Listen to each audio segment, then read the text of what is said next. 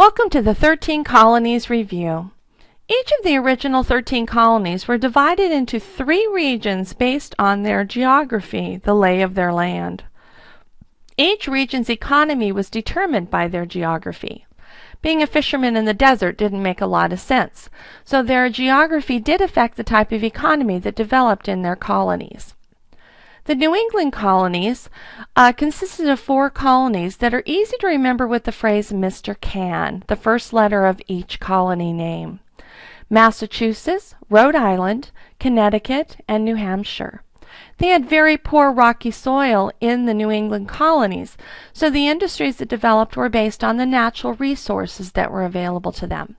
Fishing, lumber, shipbuilding came from the lumber, and because they were able to build ships and trade with Europe, they were also able to be the first to institute manufacturing. The primary religions were the Pilgrims and the Puritans, who both came over to practice their religion as they chose. But there was a group called the Dissenters. The Dissenters didn't agree with either the Puritan or the Pilgrim religions, and so therefore were not really welcome in either colony. The middle colonies can be remembered with the phrase 2 new dramatic preachers: New York, New Jersey, Delaware, and Pennsylvania. They had pretty good soil in the middle colony. It was great for growing grain. So the industries that developed around their agriculture. They became known as the breadbasket of the colonies, as they grew wheat, barley, and rye, the grains that are used for most breads. They were also able to raise cattle and pigs, so they had beef and pork and butter. All of these things could be grown or raised in such amounts that they could sell the extra as a cash crop, which was a great boon to the colonies. The primary religions were the Quakers, the Protestants, and the Catholics. In the southern colonies, you can remember their names with the phrase Virginia goes to see Mary. Virginia, Georgia, North Carolina, South Carolina, and Maryland. They too had very good soil for growing, a long growing season, and lots of humidity, so their industries also developed around their agriculture.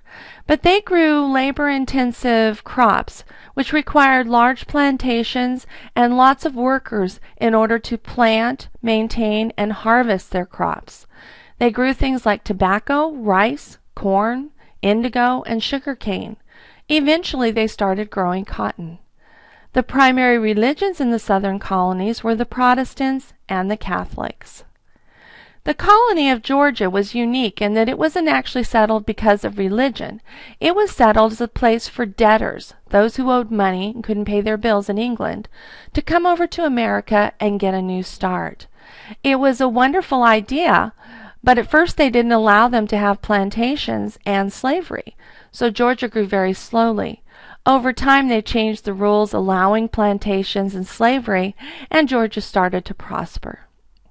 And there you have your review of the 13 original colonies. All right, ladies and gentlemen, welcome back. I want to show you a couple of other maps here that are going to help us kind of understand some of the dynamics involved with declaring independence ultimately from Great Britain. What we have here is a map where it says population density of the 13 colonies. Now what you need to understand is that this is North America generally. Here we've got Canada to the north. You see here are the Great Lakes. There's the state of Michigan. The part that we're looking at is we're looking basically at the east coast of the United States, minus Florida, which is down here. So that's really what we're looking at here. And it says the New England colonies. And what we're talking about is the New England colonies are this group of colonies here. The middle colonies include places like New York, New Jersey, Philadelphia, Maryland, those areas. And then down here we've got the southern colonies. Okay, I want you to take a look. When we talk about population density, we're talking about where people live. Okay, and one of the things that we need to take a look at to start off is the key. Down here we've got the key that tells us what this information is. What we've got here is we've got population density, and it says here per square mile on the left. So this tells us how many people are living in each square mile on average. And over here we've got kilometers, because of course this is a British colony and they deal in the metric system. But for all intents and purposes, I want you to take a look here at the per square mile number. So the orange here tells us that over 40 people per square mile live in those areas. So when we look at the map, we see this area.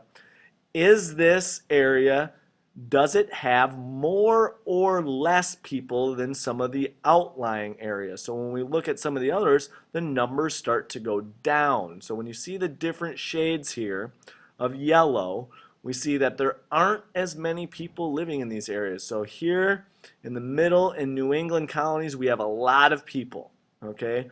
Over 40 people per square mile. In the next shade of yellow or orange, depending on how you look at it, we see that between about 15 and 40 people per square mile live in these areas. Then we take a look at this one, and these are what we would call the outlying areas of the colonies. Okay, only 2 to 15 people per square mile are living in these areas. Okay, so now we need to think about what is the barrier here that's kind of, you know, not that kind of separates the colonies from the rest of North America. We talked about that in one of our other videos. Does that play a role? Does that tell us why not as many people live in these areas? Then take a look at where the cities are located. We have Philadelphia, we have New York, we have Boston. Okay? Is it any coincidence that the 3 biggest cities live in these particular areas? Okay? I want you to start thinking about why more people live in these areas. That is a question that we must think about and we must understand. Think of at least 2 reasons why more people would live in these areas than some of these areas out here. So there we have population density. Okay? Here's our second map. What we have is the same area when we look up here, but we have some different information. What this says is loyalist support in the 13 colonies. Now we need to determine, well, what exactly is a loyalist? Well, we can always find out by going back to our glossary or looking it up online to figure out, well, what exactly is a loyalist? We see a word in here, loyal. What does it mean to be loyal, and who are they being loyal to? I want you to take a look at the map here that tells us. We have our colonies with very large loyalist populations. Okay? You take a look at the map here. When we compare it to our other one, we see that not every colony had a large loyalist population.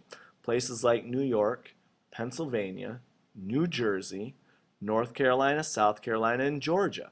Those colonies have a large loyalist population. What does that tell us in our quest for independence from Great Britain? Are they going to help the cause of independence, or are they going to make it more difficult? Those are questions that we need to think about and understand as we approach information in Chapter 5. Come up with a couple of questions. I will have questions for you to answer from this information. Come to class ready to answer those questions. Have a great day.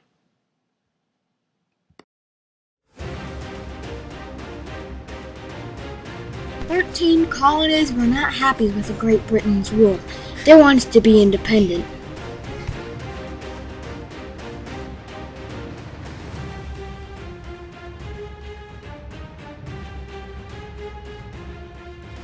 Paul Revere warned the colonists that the regulars were coming. The Redcoats wanted to capture Samuel Adams and John Hancock. Paul Revere warned them just in time.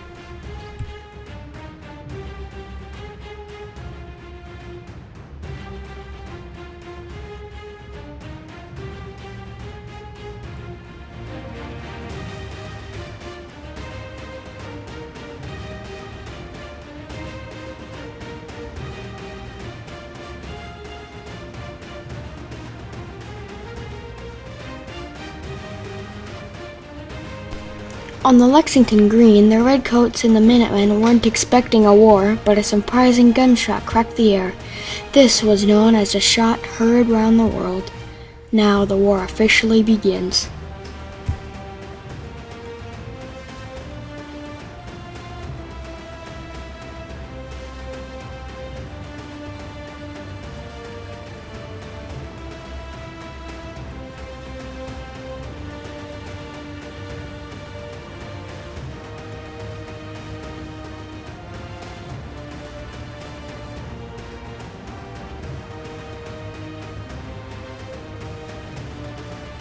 George Washington became the commander-in-chief of the Continental Army.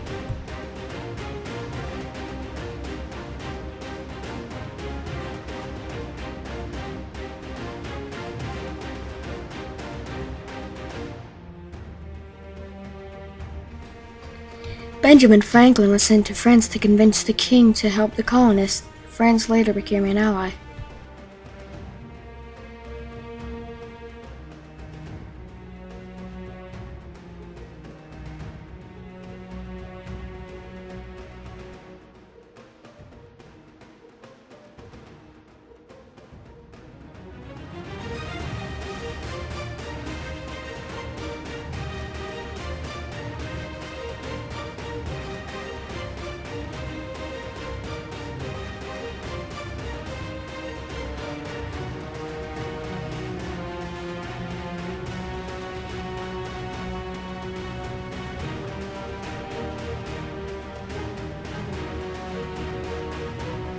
The colonists were now free from Great Britain's rule.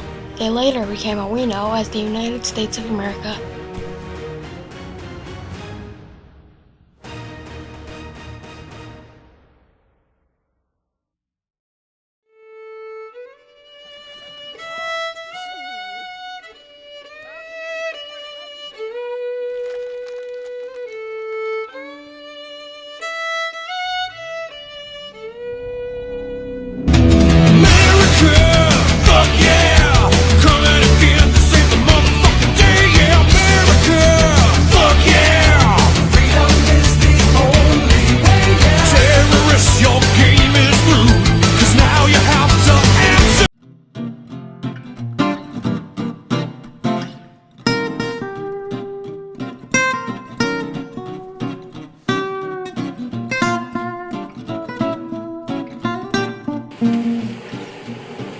This is a really good book.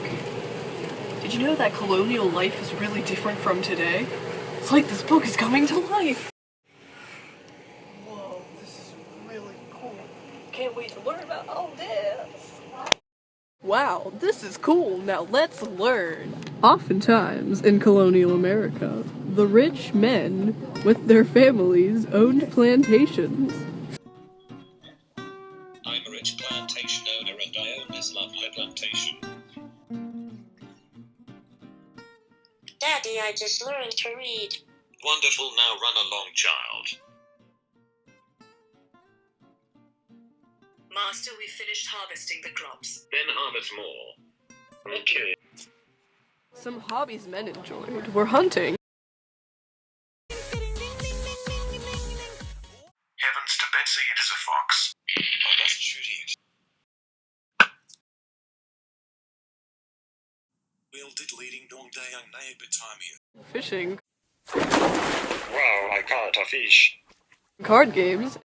Let us play. I can't, I win.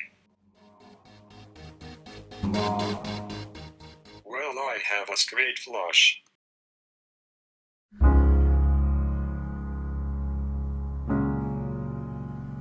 And conversations over tea.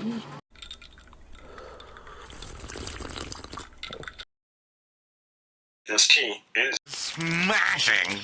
Women's only role was to cook, clean, and make children. The rules the children followed were never to seat themselves at the table until after the blessing had been asked, to wait for their parents to tell them to sit, never to ask for anything on the table, never to speak unless spoken to, always to break bread, never bite into a whole slice, never to take salt, except with a clean knife, look not earnestly at another person that is eating, and throw not bones under the table. Wow, that was pretty cool. Man, colonial life is so different than nowadays. Thanks for